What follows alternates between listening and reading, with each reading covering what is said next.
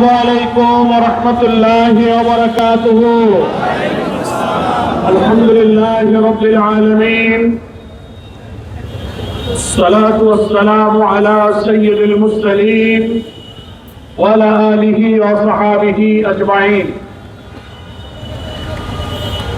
24 জুলাই আগস্টের ঐতিহাসিক ছাত্র গণ অভ্যুত্থানের তৃতীয় বার্ষিকী উদযাপন উপলক্ষে বাংলাদেশ জামাত ইসলামী ঘোষিত মাস ব্যাপী 36 জুলাইয়ের কর্মসূচির অংশ হিসেবে আজকে সারা বাংলাদেশে ঐতিহাসিক 1 আগস্ট, রক্তস্নাত 1 আগস্ট, ঐতিহ্যের 1 আগস্ট, সংগ্রামের বিপ্লবের চেতনায় লিপ্ত 1 আগস্ট সারা দেশে আজকে জামাত ইসলামী গণমিছিলের ডাক দিয়েছে।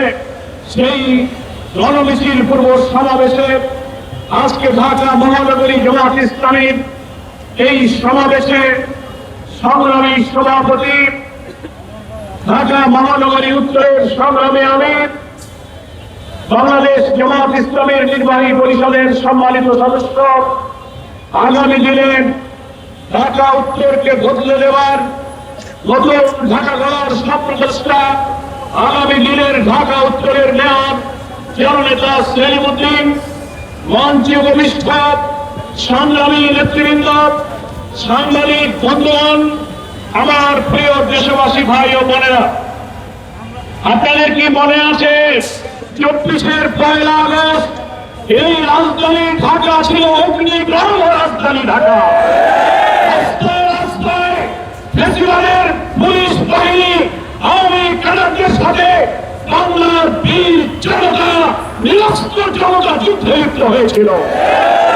আমরা তখন কারাগারে ছিলাম, জামাত নেতৃবৃন্দ অনেকে, আমরা ভেতর থেকে খবর পাচ্ছিলাম প্রতিদিন শত শত লাশ পড়ছে, নিষ্ঠুর পৈশাচিক উন্মত্ততায় খুনের রক্তের নেশায় মেতে শেখ হাসিনা, বরবার হাসিনা লাশকে পুড়িয়ে আগুনে ছাই করে দিচ্ছিল, হেলিকপ্টার দিয়ে শিশুদেরকে হত্যা করছিল, তার পেটোয়া বাহিনী পুলিশকে লেলিয়ে দিয়ে কিভাবে নিরীহ নিরস্ত্র পথচারী শিশু, হঠাৎ ব্যবসায়ী, ছাত্র জনতাকে গুলি করে রাস্তায় রক্ত লাল করে তাদেরকে দেহ মাটিতে লুকিয়ে দিচ্ছিল। সেই স্মৃতিকে আপনাদের মনে আছে? এই বছরে রক্তের স্মৃতি বাংলার মানুষ ভুলে নাই, কি বলেন ঠিক কিনা? কিন্তু ভুলে গিয়েছে সেই জুলাই বিপ্লবের সুবিধাভোগী বেনিফিশিয়ারি ক্ষমতাসীন বিএনপি জুলাইয়ের চেতনা ভুলে গিয়েছে। তা না হলে পার্লামেন্টে দাঁড়িয়ে বিএনপির এমপিরা বলে বক্তৃতায় যে এত জুলাইয়ের বক্তৃতার দরকার কি, আননেসেসারি জুলাইয়ের বক্তৃতার দরকার নাই। প্রধানমন্ত্রী বসে থাকেন, যে জুলাইয়ের বিপ্লব না হলে মন্ত্রী এমপিদের হতে পারত না, পার্লামেন্টে দাঁড়িয়ে বলেন এত জুলাইয়ের আননেসেসারি বক্তৃতার দরকার নাই। জুলাইয়ের সনদ বাস্তবায়নে গণভোট তারা এখন আর মানতে রাজি না। বিএনপি 31 দফার প্রথম দফায় তারা বলেছে আমরা ক্ষমতায় গেলে সংবিধান সংস্কারের একটা কমিশন গঠন করে এই সংবিধানকে সংস্কার করা হবে। এখন জুলাইয়ের চেতনা ভুলে বিএনপির মন্ত্রীরা বলছেন না, সংস্কার না, আমরা ছোটখাটো একটা সংশোধন করব। পার্লামেন্টে ওনারা একটা বিশেষ কমিটি গঠন করেছেন। কি শুনেছেন আপনারা? বাংলাদেশ জামাত ইসলামীর আমির জাতীয় সংসদে বিজয়ী দলের প্রত্যাখ্যান করে বলেছেন একটা ছবিতে আবার এই কমিটিতে বিরোধী দল কোন সদস্য তো দেবেই না। কনসেপচুয়ালি ধারণাগতভাবে সংশোধন নয়, সংবিধানের পুরো বৈশিষ্ট্য কাঠামোকে আমরা সংস্কার করতে চাই। আমি বলছিলাম আজকে 1 আগস্ট, আমরা জুলাইকে ভুলিনি। জুলাইয়ের রক্ত ব্যবহার করে যারা ক্ষমতায় গিয়েছে তারাই জুলাইয়ের চেতনাকে ভুলতে বসেছে। আজকে আবু সাইদ মুগ্ধের স্লোগান নেই, জাবির ইব্রাহিম, আনাস মেহেদী হাসান পুলিশের এপিসি কার থেকে ছুঁড়ে ফেলা ইন্ডিয়ানের ইয়ামিনের লাশ, হাজারো সন্ত্রাসী মায়ের চোখের পানি কোন নিষ্ঠুর পাষাণ ছাড়া কেউ ভুলতে পারে না, কে বলে? কিন্তু বিএনপি এই জাতির প্রতি, জনতার প্রতি, মানবতা, মনুষ্যত্বের প্রতি বিএনপির কোন দরদ নাই। তারা পার্লামেন্টে এখন বলছে সংস্কার নয়। জুলাই সনদের 84 ঐক্যমতের ব্যাপারে সাংবিধানিক, প্রশাসনিক, বিচার ব্যবস্থার, নির্বাচনী ব্যবস্থার, পুলিশ ব্যবস্থার, দুর্নীতি দমন কমিশন সহ 6টি সংস্কারের 84টি প্রস্তাবে জাতীয় সংসদের দক্ষিণ প্লাজায় 2025 সালের 17 অক্টোবর আমরা সব রাজনৈতিক দল একমতে স্বাক্ষর করেছিলাম। সেই 84টি সংস্কারের গুরুত্বপূর্ণ প্রায় 14-15টি মৌলিক সংবিধানের কাঠামোগত সংস্কারের ব্যাপারে বিএনপি ভিন্নমত পোষণ করে তারা এই সনদের নোট অফ ডিসেন্ট দিয়েছে। এখন তার মানে এইগুলো বাজে যা থাকবে তা দিয়ে আমরা জুলাই সনদ মানবো। পার্লামেন্টে একজন মন্ত্রী দেখেন না, জুলাই সনদের লাল বই উঁচু করে বলে আমরা অক্ষরে অক্ষরে জুলাই সনদ মানবো। শোনেননি? বলে মানুষ মনে করে কিরে সরকার তো করে মানবো, জামাত 11 দল বলে মানে না। এর রহস্যটা কি? রহস্য হলো 84টি সাংবিধানিক পরিবর্তনে প্রধানমন্ত্রীর নেওয়া ক্ষমতা, চিফ জাস্টিস, কেয়ারটেকার সরকার, আপার হাউস, সাংবিধানিক পদ, পিএসসি, পাবলিক সার্ভিস কমিশন, প্রধান বিচারপতি এবং আপিল ডিভিশনের সমস্ত জাস্টিস, সাংবিধানিক সমস্ত পদে নিয়োগে বিদ্যমান সংবিধানের ফ্যাসিবাদের প্রধানমন্ত্রীর যে ক্ষমতা ছিল সেই কর্তৃত্ববাদী অসীম প্রধানমন্ত্রীর ক্ষমতাকে তারা সংবিধানে বহাল রাখতে চায়। এই ওইগুলো বাদ দিয়ে যা থাকবে সেটাই ওনারা বলে আমরা সংস্কার নয় সংশোধন করবো। তার অর্থ হলো 84টি সংস্কার প্রস্তাবের মৌলিক এই সংবিধানের কাঠামোগত পরিবর্তন না করে আর যা করতে চায় সেটা একেবারেই ম্যাক্সিয়াল, তাদের সংবিধানের ফ্যাসিবাদী চরিত্রের কোনো পরিবর্তন হবে না। তারা ভয় পায় সংবিধান যদি সংস্কার হয়ে যায় তাহলে আমাদের প্রাইম মিনিস্টারের হাতে আর ক্ষমতা থাকবে না। পিএসসি, সরকারি চাকরি, বিচারপতি নিয়োগ, তত্ত্বাবধায়ক সরকারের প্রধান নিয়োগের প্রত্যেকটি ক্ষেত্রে ফ্যাসিবাদী হাসিনা মেজরিটি এবং কর্তৃত্ব যে ক্ষমতা দেখিয়েছে সেই ক্ষমতাকে প্রধানমন্ত্রী এবং বিএনপি তারা এখন বহাল রাখতে চায়। মৌলিক ব্যাপারে তারা নোট অফ ডিসেন্ট দিয়েছে। এই জন্য আমরা বলেছি জুলাই সনদের এইসব ব্যাপারে আপনারা নোট অফ ডিসেন্টকে ভিন্নমত পোষণ করেছেন, কিন্তু তার ভিত্তিতে 2025 সালের 13 নভেম্বর জুলাই সনদ বাস্তবায়ন আদেশ সংবিধান সংস্কারের জন্য 25 সালের 13 নভেম্বর একটি প্রেসিডেন্সিয়াল অর্ডার জারি করে বলা হয়েছে এই সংবিধান আদেশের ভিত্তিতে একই দিনে গণভোট, একই দিনে জাতীয় ভোট হবে, একটি সংস্কার পরিষদ হবে, এখানে এমপিরা শপথ নেবে, সংবিধানের সংস্কার হবে, এর মধ্য দিয়ে 84টি ঐক্যমতের বিষয়ে সংবিধানের তফসিল অন্তর্ভুক্ত হবে। এই জন্য আমরা বলেছি ভিন্নমত পোষণ করে জুলাই সনদের বিএনপি ইচ্ছা অনুযায়ী নয়, বরং গণভোটে 70% লোক ভোট দিয়ে, ভোট দিয়ে 84টি বিষয়টি একমত হয়েছে। এই গণভোটের গণরায়কে আমাদেরকে মানতে হবে। আপনারা খেয়াল করে দেখবেন বিএনপি কিন্তু বলে শুভঙ্করের ফাঁকি এবার জুলাই সনদ মানবো, কিন্তু একদিনও বলে নাই যে গণভোটের গণরায়কে মানবো। একদিনও বলে না। কেন বলে না? বলে এই কারণে যে জুলাই সনদে তাদের নোট অফ ডিসেন্ট ভিন্নমত আছে, কিন্তু গণভোটের যে ব্যালটে 4টি প্রশ্নে আমরা বলেছি ওখানে কোনো নোট অফ ডিসেন্ট নাই, ভিন্নমত নাই, সবটাতেই জনগণ ভোট দিয়েছে। এই জন্য ওনাদের শুভঙ্করের ফাঁকি গণভোট আর জুলাই সনদের মধ্যে ভেজাল লাগাই দিয়ে পাবলিককে বিভ্রান্ত করতে চান। সাহসটাকে বলুন।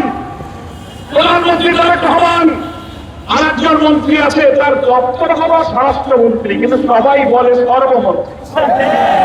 কি বলে না? এমনকি প্রধানমন্ত্রীর বক্তব্যটা উনি অনেক সময় নীরবে বসে থাকেন, উনি দাঁড়িয়ে বলেন আমি প্রধানমন্ত্রীর পক্ষে কথা বলছি। দুনিয়ার কোন পার্লামেন্টারি ডেমোক্রেসিতে আমরা এটা দেখি নাই যে প্রধানমন্ত্রী থাকেন আর এক মন্ত্রী তার পক্ষে কথা বলেন, তিনি অনুপস্থিত থাকে তার পক্ষে দায়িত্বপ্রাপ্ত মন্ত্রী কথা বলেন। প্রধানমন্ত্রীকে ভুল বুঝিয়ে চারিপাশের কিছু লোক রক্তাক্ত জুলাইয়ের গণপুত্থানের জুলাই সারণের ভিত্তিতে আইনি ভিত্তির মধ্য দিয়ে যে গণভোট হয়েছে, সেই গণভোটের রায় থেকে বিএনপি সরকারকে তারা পিছনে নিয়ে যাচ্ছে, ফ্যাসিবাদের দিকে দেশকে ধাবিত করছে। আজকে গণমিছিল পূর্বে এই সমাবেশে জামায়াত ইসলামীর পক্ষ থেকে আমরা পরিষ্কার বলতে চাই, আমাদের নেতা leader opposition doctor Shafiqur Rahman পার্লামেন্টে বলেছেন, এত সহস্র শহীদের রক্তে ভেজা জুলাই সারণের ভিত্তিতে যে গণভোট হয়েছে ৭০ ভাগ মানুষের রায়ের সাথে আপনারা বেইমানি করতে পারেন, আমরা বেইমানি করতে পারবো। পার্লামেন্ট চলছে, যদি পার্লামেন্টে ভুল স্বীকার করে বলেন যে হ্যাঁ সংবিধান সংস্কার পরিষদের বৈঠক আমরা দিনে দিনে রাখতে পারিনি, আসেন আমরা সংস্কার কিভাবে করি, সংশোধন নয়, সংশোধন মানে হলো ছোটখাটো থেকে সংশোধন, শব্দ বাক্য পাল্টাবে। আর সংস্কার মানে সংবিধানের আমূল পরিবর্তন। ৫২ বছরের সংবিধানের বাকশালী সংবিধানের ফ্যাসিবাদ তৈরি হয়েছে, রাষ্ট্রের প্রত্যেকটি অর্গানে দুর্নীতি, বিপ্লব, দলীয়করণ এবং প্রধানমন্ত্রী অসীম ক্ষমতায় কর্তৃত্ববাদী সাংবিধানিক মৌলিক কাঠামোকে আমাদেরকে পরিবর্তন করতে হবে। পার্লামেন্টে সংশোধন করে হবে না, এটার জন্য প্রেসিডেন্সিয়াল অর্ডারে যে সংস্কার পরিষদ গঠিত হয়েছে, এমপিদেরকে ওখানেই শপথ নিতে হবে। জামাত সহ ১১ দলের লোকেরা শপথ নিয়েছে, বিএনপি সেই পরিষদের শপথ তারা গ্রহণ করে নাই। তারা কথা নিয়ে কথা রাখলো না। ওনারা জামাতকে বলেন জামাত মুনাফিকি করতেছে, বেঈমানি করতেছে। এতগুলো কথা দিয়ে কথা না রেখে জুলাইয়ের রক্তের সাথে দ্বিচারিতা করা, এটা মুনাফিকি বলবো না, এটাকে কি ইমানদারি বলবো আমরা? আপনারা ৩১ দফা আপনারা বলেছেন, কিন্তু ১ দফায় বলেছেন আমরা সংস্কার কমিশন করবো। আপনারা ৩১ দফার ৯ম দফায় বলেছেন সমস্ত দলীয় সংকীর্ণতার ঊর্ধ্বে উঠে ক্ষমতায় গেলে রাষ্ট্রের সরকারি বিধিবদ্ধ স্বায়ত্তশাসিত সমস্ত জায়গায় নিরপেক্ষভাবে যোগ্য লোককে নিয়োগ দেবেন। ৫ মাসে ক্ষমতায় এসে বিএনপি কি শুরু করছে দেখলেন তো? ছাত্রদল, বিএনপি, জেলা পরিষদ, কর্পোরেশন, বড় বড় বিধিবদ্ধ সংস্থায় সব দলীয় লোককে তারা নিয়োগ দিচ্ছে।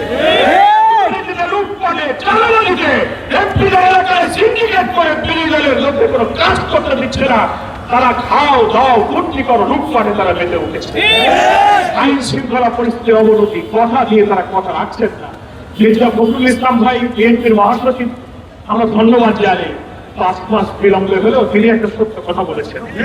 কি দেখেছেন পত্রিকায়? বলছে ৫ মাসে দেশের কোনো পরিবর্তন হয় নাই, যে ঘুষ, যে অনিয়ম, যে সন্ত্রাস সবই চালু আছে। ধন্যবাদ ধন্যবাদ ধন্যবাদ মহাসচিব। আপনারা একটু প্রধানমন্ত্রীকে বুদ্ধি দেন। পার্লামেন্টে দাঁড়িয়ে ১৮ জুলাই আপনাদের এমপিরাই বলে কিছুদিন রাজত্ব করার লোকদেরকে মনোনয়ন দিয়ে আপনারা পার্লামেন্টে এমপি মন্ত্রী বানিয়েছেন।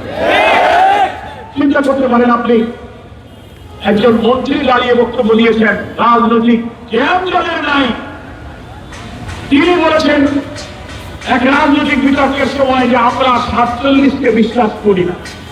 ৪৭কে বিশ্বাস না করার অর্থ হলো বাংলাদেশকে বিশ্বাস না করা। ৪৭ যদি অখণ্ড ভারত থেকে এই ভূখণ্ড আলাদা হলো, ৭১ আমরা এই স্বাধীন বাংলাদেশ পেতাম না। একজন মন্ত্রী দাঁড়িয়ে বলে আমি ৪৭কে বিশ্বাসী নই। আপনি এরকম দেশ বিরোধী দিল্লির দালালদেরকে মন্ত্রী বানিয়েছেন। এখন আপনারা বলেন, এমনকি প্রধানমন্ত্রী বলে, আমি খুব দুঃখের সাথে বলি, সেই মন্ত্রী ভাই আন্দোলনকালীন সময়ে জামাত শিবির রাজপথে কি রক্ত দিয়ে কি সাহসী ভূমিকা রেখেছে, আপনারা আমরা সব এই রাজপথে সাক্ষী আছি না? এই দেশের প্রধানমন্ত্রী ১৫-১৬ বছর পরে এসে বলে যে একটা দল গুপ্ত ছিল, তাদের কখনো আন্দোলনে দেখি নাই। কথাটা তারা ঠিক বলেছে? আমরা গুপ্ত ছিলাম না, রাজপথে আমরাই দাঁড়িয়েছিলাম।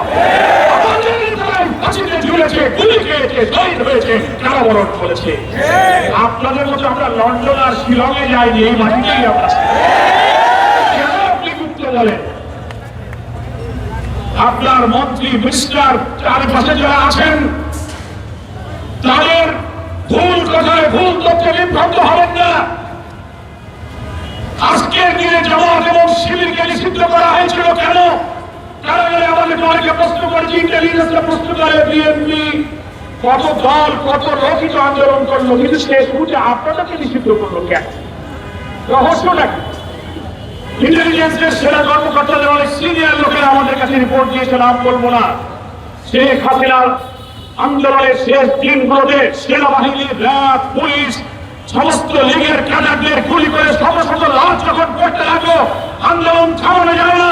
রাজধানী ঢাকায় বাংলাদেশের সকল প্রবেশ পথ দিয়ে উত্তর লক্ষ্য করে মিছিল যখন গণভবনে ঢুকবে, হাসিনা দিশারা হয়ে বলল, কেন আন্দোলন থামানো যাচ্ছে না? তদন্ত করো। গোয়েন্দারা রিপোর্ট দিল, এই আন্দোলনের অন্তর্নিহিত শক্তি হচ্ছে জামাত এবং শিবির। আমরা জানি না আমরা অন্তর্নিহিত শক্তি ছিলাম কিনা, আমরা জানি না, কিন্তু সরকারের গোয়েন্দারা বলেছে তাদের রক্তদান কত রক্ত দেন ইস্পাত কঠিন ঐক্য নিয়ে আমরাই ময়দানে দাঁড়িয়েছিলাম। আমাদেরকে কেনা যায় নাই, আপোষ করা যায় নাই, টিভির হোটেলে ভাত খাওয়ানো যায় নাই। কি বলেন ঠিক কিনা? শক্তি কোনটা? সরকারের গোয়েন্দারা খবর রাখে। এখন ভারতে যে আন্দোলন হইতেছে, দলের আন্দোলন হইতেছে না, মারপিট চিল্লাচিল্লি, এখন ভারতের বিজেপির লোকেরা পশ্চিমবঙ্গের এই সমস্ত নাম আর বললো না, তারা বলে ভারতের এই আন্দোলনে জামাত শিবিরের মদত আছে। বুঝা যায় 24-এর আন্দোলনেও জামাত শিবির, ভারতেও জামাত শিবির। আল্লাহ আপনাদের মুখটা আরো বড় করেছি। আমরা অত শক্তিশালী ভাবি না, কিন্তু সারা দুনিয়ায় জামাত শিবিরকে নিষিদ্ধ করে বাংলাদেশের মৃত্যুবাহীন এক অবিচুদ্য শক্তি হিসেবে আমি জামাত শিবিরকে পরিচিত করি। এটার জন্য তো ওনাদের ধন্যবাদ দিতে হয় নাকি বলে? আজকে ধন্যবাদ দেবো না, উনি দেশে আসতে চাচ্ছেন তো, দেশে আসতে চাচ্ছেন। জনগণ আপনাকে স্বাগত জানার জন্য নাকি প্রশ্ন আছে, আসবেন কিভাবে আসেন? প্রধানমন্ত্রীকে বলবো, আপনার মন্ত্রী মিনিস্টারদের মধ্যে দুর্বলতা আছে। ফ্যাসিবাদের দোষরদেরকে আপনি আদালত থেকে জামিন দিচ্ছেন, রাজনীতি করছেন, নির্বাচনে অংশ নেবে আইন সংশোধন করে। তারা ইসমাইল আওয়ামী লীগ ইনক্লুসিভ ইলেকশনের নামে ফ্যাসিবাদের প্রেতাত্মাদেরকে বাংলাদেশে ঢোকার জন্য আবার ষড়যন্ত্র করছে। আমি ঢাকাবাসীকে বলতে চাই, আমার যদি 24-এর রক্তাক্ত ইতিহাস সৃষ্টিকারী ফ্যাসিবাদের প্রেতাত্মাকে এই সুযোগ দেয়, আপনারা কি মেনে নেবে? আসে না। তাই আমরা বলি, গণভোটের গণরায় কার্যকরের জন্য পার্লামেন্টে সংবিধান সংস্কার পরিষদের আহ্বান করুন। বিএনপি এমপিরা শপথ নিন, আমরা আমাদের এমপিরা শপথ নিয়েছি, বৈঠক ডাকুন, 84 সংস্কার সম্পন্ন করুন, সংবিধানের তফসিলে অন্তর্ভুক্ত করুন। তা না হলে রাজনৈতিক সাংবিধানিক বিতর্ক যদি পার্লামেন্টে নিষ্পত্তি না করেন, আমাদের আর কোনো পথ থাকবে না। 70% লোকের কাছে রাজপথে তার ফায়সলা হবে। আগামী দিনে ঢাকা মহানগরী উত্তরে দক্ষিণে স্থানীয় সরকার নির্বাচন ঘোষিত হলে এখানে আমরা সেলিমউদ্দিন, ওখানে সাদিক খানকে নিয়ে প্রত্যেকটি ওয়ার্ডে কাউন্সিলর পদে নির্বাচিত করে রাজনীতির রাজধানীকে ইসলামী আন্দোলনের রাজীয় শক্তিতে পরিণত করে রাজনৈতিক কবর আমরা রচনা করতে চাই। সকলকে গণমিছিলে শান্তিপূর্ণভাবে নেতৃত্বের শৃঙ্খলা আনুগত্যের অনুপম উদাহরণ তৈরি করে এই গণমিছিলে অংশগ্রহণের আহ্বান জানিয়ে নেতৃবৃন্দ, দেশবাসী, প্রশাসন, সরকারি ইন্টেলিজেন্স, আইন শৃঙ্খলায় যারা দায়িত্ব পালন করে আমাদের সাহায্য করেছেন, বাংলাদেশ জামাত ইসলামীর তরফ থেকে সকলকে কৃতজ্ঞতা জানিয়ে আমি আমার বক্তব্য শেষ করছি। আল্লাহ হাফেজ। বাংলাদেশ জিন্দাবাদ, জামাত ইসলামী জিন্দাবাদ।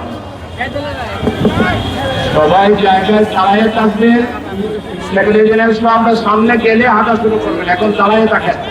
আর এই এলাকাবাসীর একটু কষ্ট হয়েছে, এই জন্য আমরা আন্তরিকভাবে দুঃখিত।